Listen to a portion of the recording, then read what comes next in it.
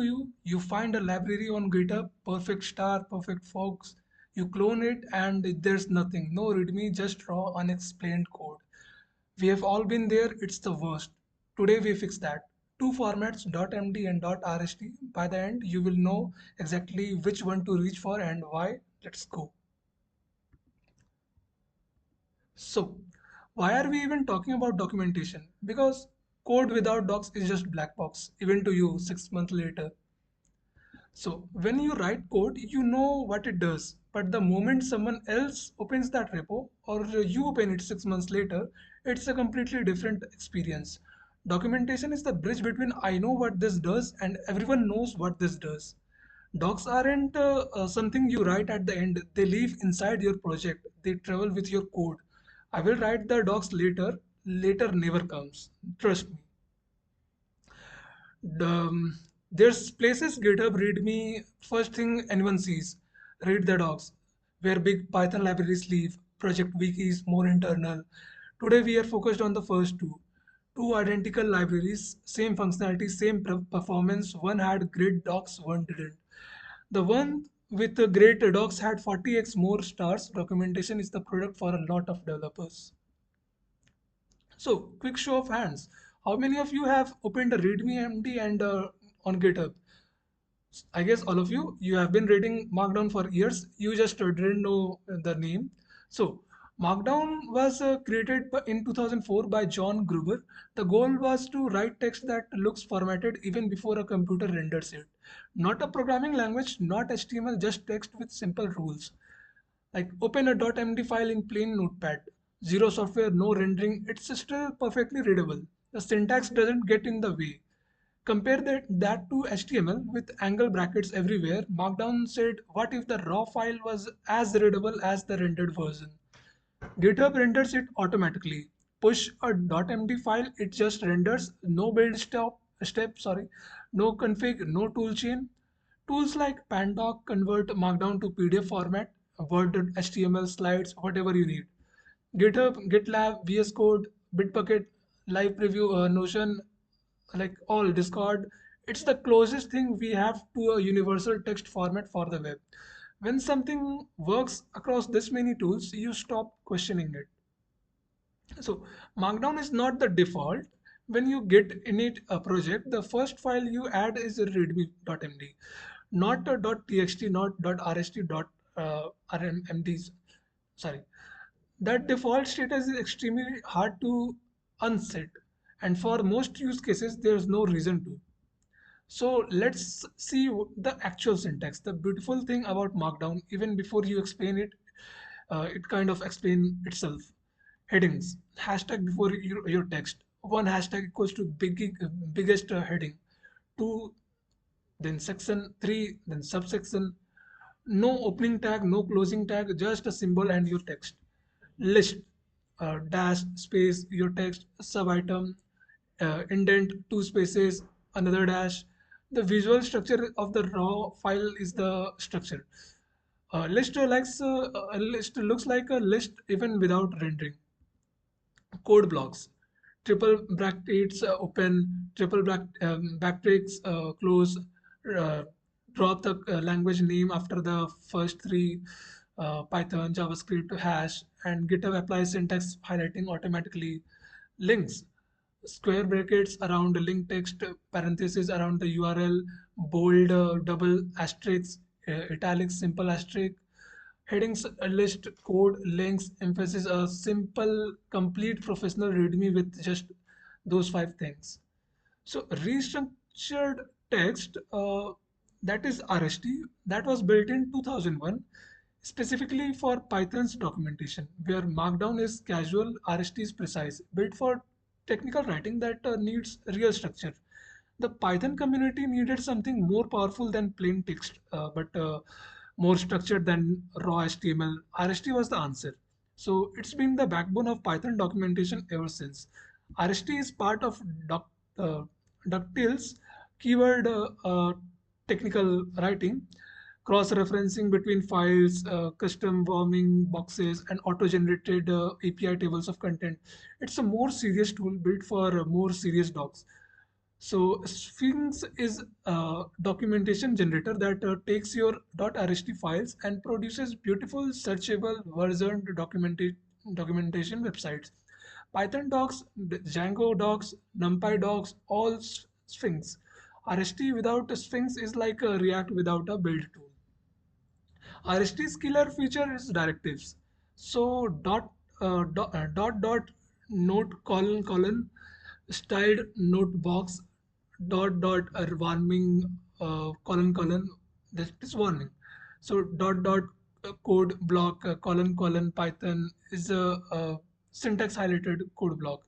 So these carry semantic meaning. Your docs communicate structure, not just words. Markdown cannot do this natively. So, and C, Python, Django, Flask, NumPy, SciPy read the docs itself. So if you are writing a Python library you want take seriously, this is the ecosystem you are joining. So the syntax looks strange at first. Don't compare it to Markdown, just look at it first. Once it clicks, it's very logical. So headings. Write your text, then underline it with equals sign or dashes on the next line, at least as long as the text above looks unusual, right? So, but like Python indentation, weird at first, then you can't imagine it any other way. So then note colon. So then your context indented underneath, that's a note box. So warning colon. This is a inline warning. So indentation matters. RST is a white space sensitive like Python. Strictness equals to the consistent professional output. And then code blocks. So code block column Python blank line. Then your code indented. More verbose than triple backticks. Yes, but you get line numbers, highlighted lines, captions, links to source files, things you can't do with the backticks, and the cross references. This has no markdown equivalent cross references. So it is the function that doesn't exist on your rename. It Sphinx tells you at the build time. So broken links got before when users hit 404. So let's see the key differences. So two formats side by side. We will see the category and about this. So about ease of use, not close. Markdown learn in 10 minutes, zero config, zero toolchain. But RST, real learning curve, white spaces errors, directive syntax, and bleeding underline lines. So that's why moderate I give it. And then a feature set of that Markdowns cover 80% of needs brilliantly. RST is a directive, so cross references API auto door, multiple output formats. So Markdown is a sharp pocket knife. RST is a full workshop. Most of the time you want the pocket knife. So yeah. So and then learning curve. Markdown is like one web page, 15 minutes you are writing good Markdown. And RST is a noticeable RAM, but it's front loaded. Once you push through the first few hours, it clicks. The question is whether that upfront investment pays off for your project. Markdown's ecosystem is like the entire internet: GitHub, GitLab, VS Code, Notion, Discord, anything you would publish to. But RST ecosystem is smaller, but goes deep into Python, strings, and read the docs, the entire Python docs infrastructure. So pick the format that fits where your docs will live. And then Markdown READMEs, common use. So READMEs, wikis, blogs, changelogs, contributing guides, these all fall in Markdown. But for RST, multi-page API docs, large Python project docs, anything that through strings or read the docs. So moving into next, when to use Markdown. So no debate needed. Here's the list. So any GitHub or GitLab README, Markdown full stop. No, nothing. Don't look at other thing. The file is literally called readme.md. Where zero infrastructure needed. So Markdown, no build pipeline, no Sphinx code config. You write, you push, contributing guide, a changelog, code of conduct, all Markdown files right on your repo. For building a docs site with a static site generator. So first class Markdown support across all of them. For anything where speed matters more than structure, personal README team wide engineering block. Don't over-engineer your docs format. Use the simplified and simplest tool that does the job. Non-technical contributors editing your docs, so then use Markdown. RST will scare them away. Markdowns won't. Documentation that gets updated in is infinitely more valuable than documentation that's technically perfect but nobody touches. And when to use RST? So less often than you would think, but when you do, you really do. When your docs aren't a single readme but a full website, sidebar, search, versioning, that's when RST earns its key.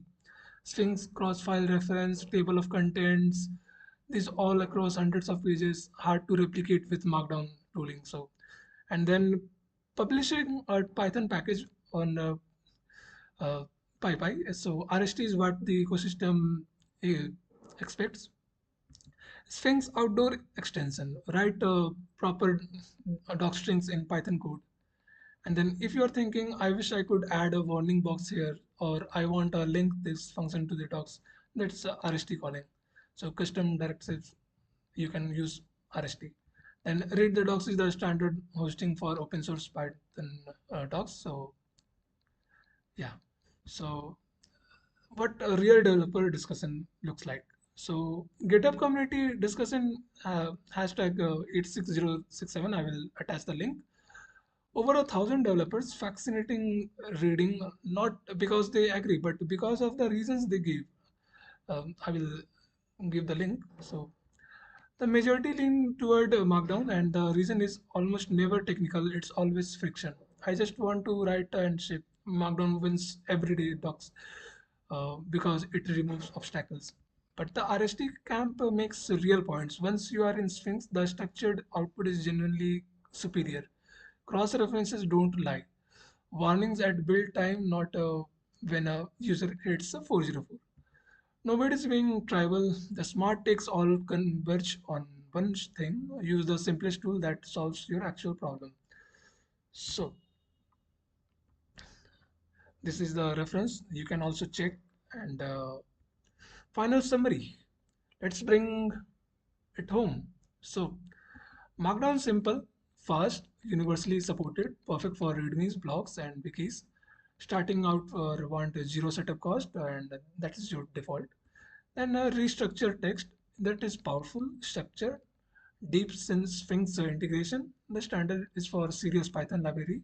And shipping a library developers will depend on this is your format. Then which one should you use? These questions answer them. You answer yourself and you will get the answer. So small or personal project, then choose Markdown, zero hesitation. Then Python library with Sphinx, then RST. Set it up once, it pays off for the life of the project. Not sure yet, and then start with Markdown. You can always migrate. Outgrowing Markdown is a great problem. So, and then documentation that exists and helps people is worth 10 times more than documentation that's perfect but nobody writes. So go write something right now, even 3 lines in a README. Future you will be grateful. So with this, this video is over. So just like and subscribe if this video helped you.